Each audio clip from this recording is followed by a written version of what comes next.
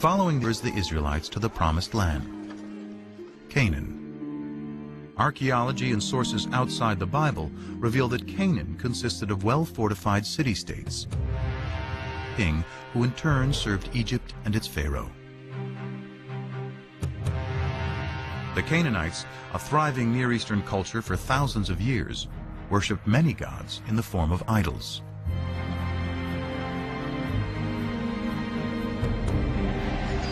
The Bible describes how a new leader, Joshua, takes the Israelites into Canaan in a blitzkrieg military campaign. So the people shouted, and the trumpets were blown. As soon as the people heard the sound of the trumpets, they raised a great shout, and the wall fell down flat. Joshua 6:20. But what does archaeology say? In the 1930s, British archaeologist John Garstang excavated at Jericho, the first Canaanite city in Joshua's campaign. Garstang uncovered dramatic evidence of destruction and declared he had found the very walls that Joshua had brought tumbling down.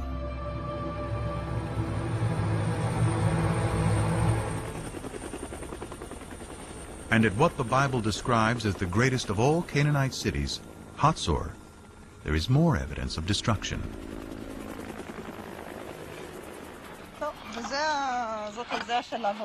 Today, Hatzor is being excavated by one of the leading Israeli archaeologists, Amnon Ben-Tor, and his protege and co-director, Sharon Zuckerman.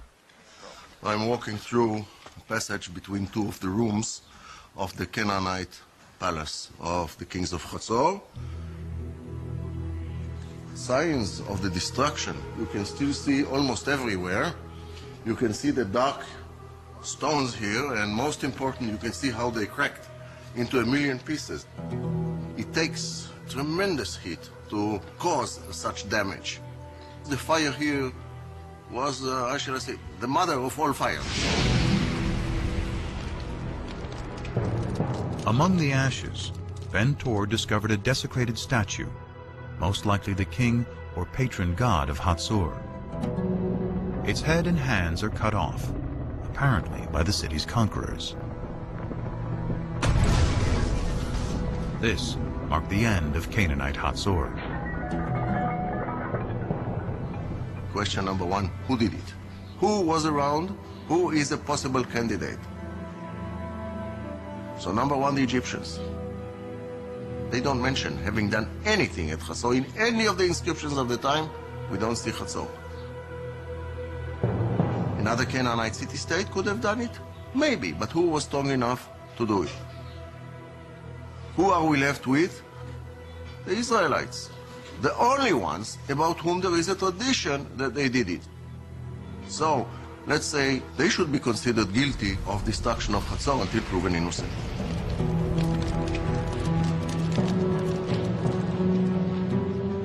And there's another Canaanite city-state that Joshua and his army of Israelites are credited with laying waste.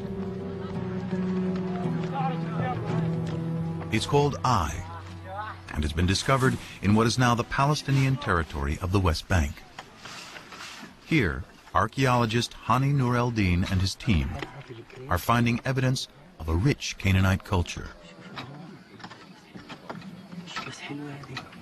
The village first appears and developed to a city, and then there was a kind of fortification surrounding this settlement.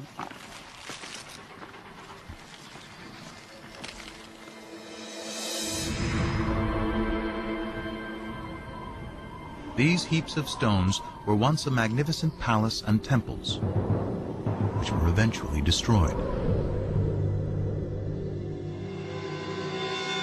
But when the archaeologists date the destruction, they discover it occurred about 2200 BC. They date the destruction of Jericho to 1500 BC, and Hatzor's to about 1250 BC. Clearly, these city-states were not destroyed at the same time. They range over nearly 1,000 years. In fact, of the 31 sites the Bible says that Joshua conquered, few showed any signs of war. There was no evidence of armed conflict in most of these sites. At the same time, it was discovered that most of the large Canaanite towns that were supposed to have been destroyed by these Israelites were either not destroyed at all or destroyed by others. A single sweeping military invasion led by Joshua cannot account for how the Israelites arrived in Canaan.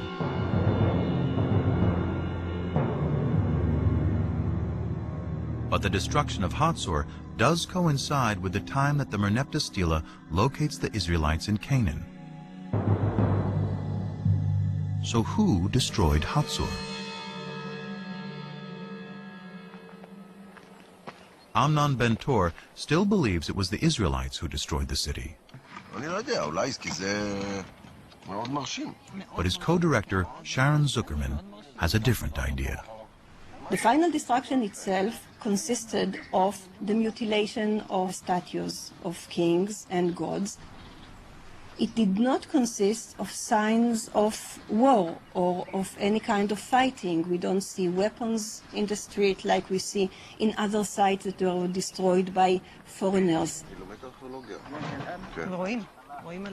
So if there was no invasion, what happened? Bobby, just be careful about the stones there, okay? Excavations reveal that Hatzor had a lower city of commoners, serfs and slaves, and an upper city with a king and wealthy elites. Zuckerman finds within the grand palaces of elite Hatzor areas of disrepair and abandonment. To archaeologists, signs of a culture in decline and rebellion from within.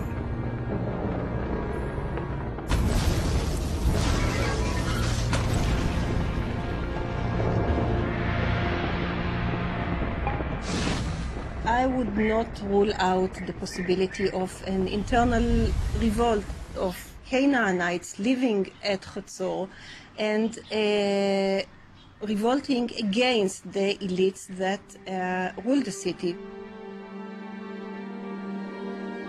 In fact, the entire Canaanite city-state system, including Hatzor and Jericho, breaks down. Archaeology and ancient texts clearly show that it is the result of a long period of decline and upheaval that sweeps through Mesopotamia, the Aegean region, and the Egyptian Empire around 1200 BC. And when the dust, as it were, settles, when we can begin to see what takes the place of this great state system, we find a number of new peoples suddenly coming into focus in a kind of void that is created with the dissolution of the great state system. Can archaeologists find the Israelites among these new people?